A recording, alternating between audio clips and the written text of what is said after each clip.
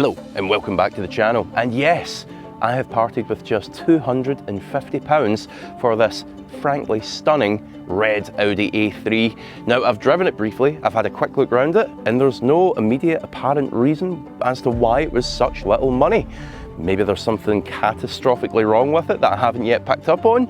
So let's find out. As has become customary, join me as we have a bit of a look over my new purchase. We'll take it out on the road for a bit of a drive and see what's what with it.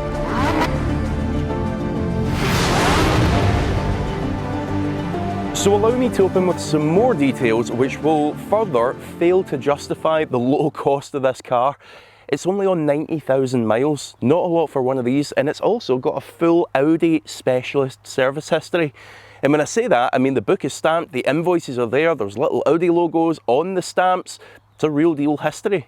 Now I know what you're thinking. I've gone out there and I've scammed someone's grandmother into selling their low mileage Audi A3 for next to nothing. But actually what happened is I was selling my black Honda CR-V because I've now got that Porsche Cayenne that I'm running about in, and the guy who was interested in the CR-V, well, he turned up in this. He loved the CR-V, wanted to buy it, and just out of interest I asked him, well, what are you doing with the little Audi A3 there? Are you going to be selling it? What are you doing? And effectively he said, I'm going to be scrapping it. I'm just going to send it off to the scrappers. It's done. My mechanic tells me it's a bit rusty, it's a bit beat up on the bodywork front. And look, I've seen much worse than this. Yeah, sure, I mean, it's got a bit of lacquer peel. We'll do a bit of a condition walk around here.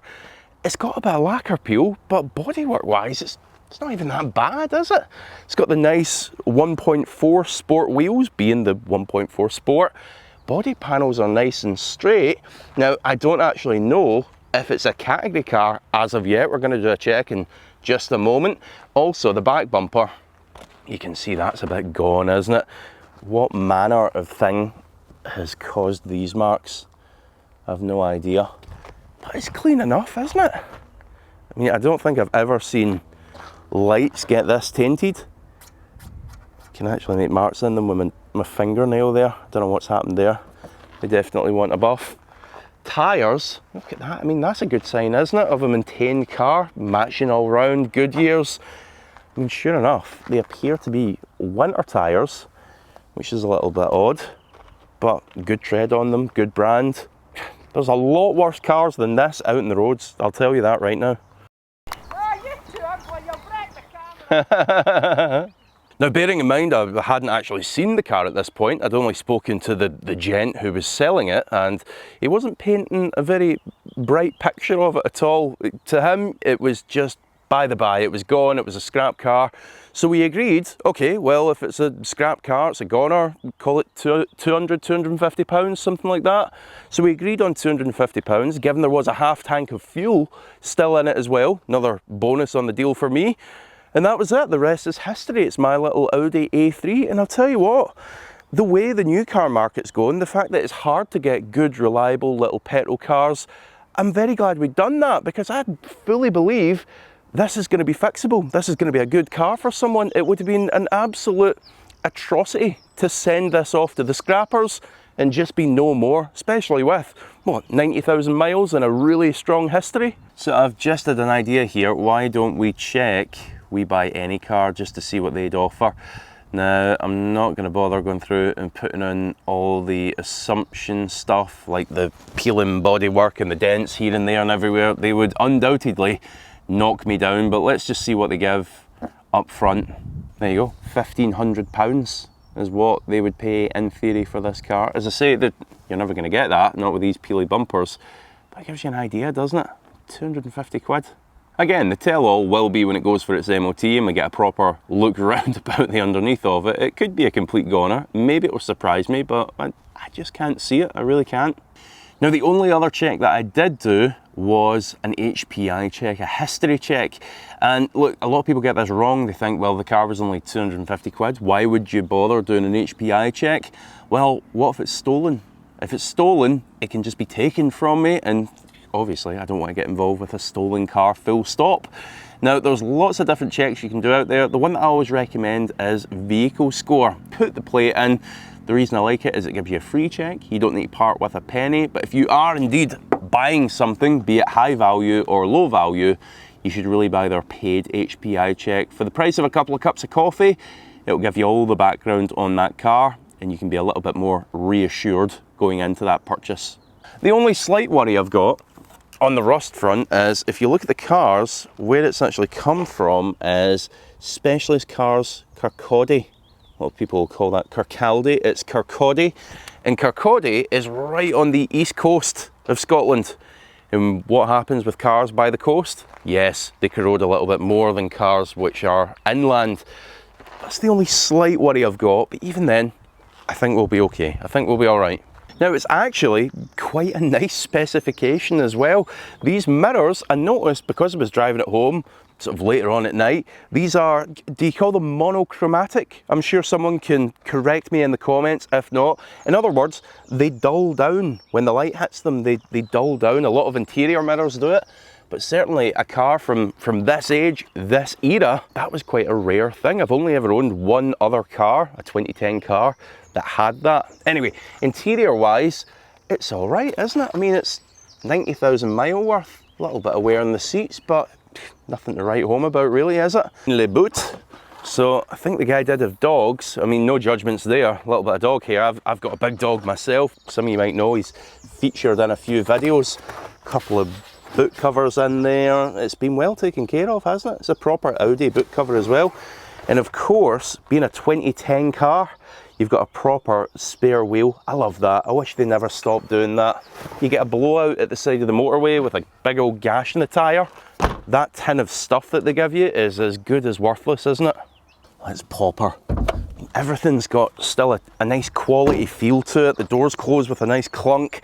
I think this was kind of the point when mainstream Audis, they became quite desirable to own, didn't they? And it's got that little 1.4. I did actually own one of these before. It was in an Audi A1, being a small car. It was quite a sprightly engine in that. And this, okay, I mean, you're not going to be winning any races, but it's perfectly adequate for this car. It's quite a nice little engine, quite torquey, very fuel efficient, I will say that. I was getting almost 50 miles to the gallon cruising down the motorway last night, and I wasn't exactly trying. And again, I like these little niceties, you know, not fighting with a stick to hold your bonnet up. You get the nice strut. Check it out. So it's gone to the same place every year. So up until, when was that, 2018, it was going to Auto Diagnostic Limited, again another Audi specialist, then O'Neill Motors, every single year, as you can see, right up until December last year was when it last visited.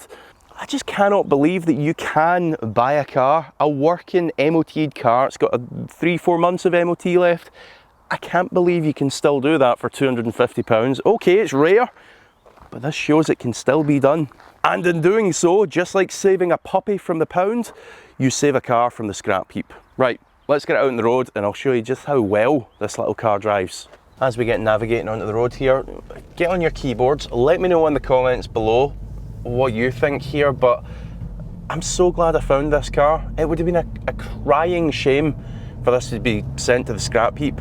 I do think we live in a bit of a throwaway culture where, you know, a car gets a bit tatty, the bumpers get a little bit sun-hazed and peely, maybe gets a little bit of corrosion underneath, nothing unmanageable, and we just think, well, time for that car to go. It must obviously now just be scrapped, send it off to the scrappers, and time to buy a new one for £400 or £500 a month. That's obviously not what the gent's done who's bought this. He's bought a very good Honda CR-V. I can vouch for that because it was my CR-V.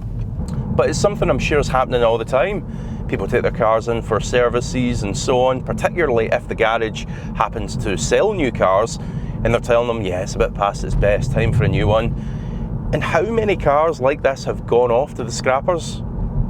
Well, not this one. This one has been saved and I will revive it, mostly because there's enough margin in it to do so. And I must say, see to drive, it's just as it was probably 10, 12 years ago. They're well-made cars. As I said, Audi really upped their game in this era. It is becoming a little bit more evident that there's a little bit of noise coming from that back corner.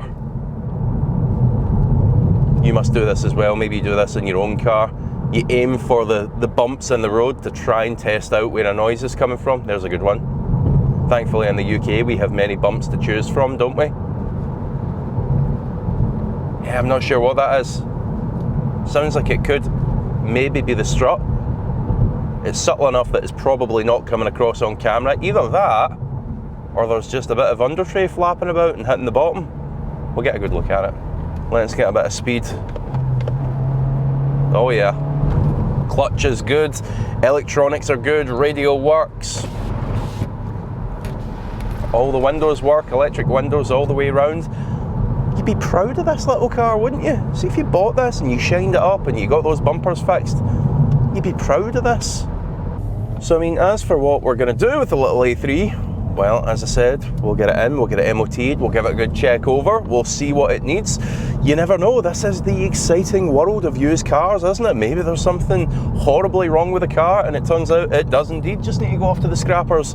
But I'm really hoping, and I'm quite sure that's not going to be the case. I think it's going to be worth fixing and keeping this little car on the road. So if you do want to keep up with it and you'd like an update video, then yes, please do hit that subscribe button, hit the like button on this video, leave your thoughts in the comments section below, and I'll see you in that next one.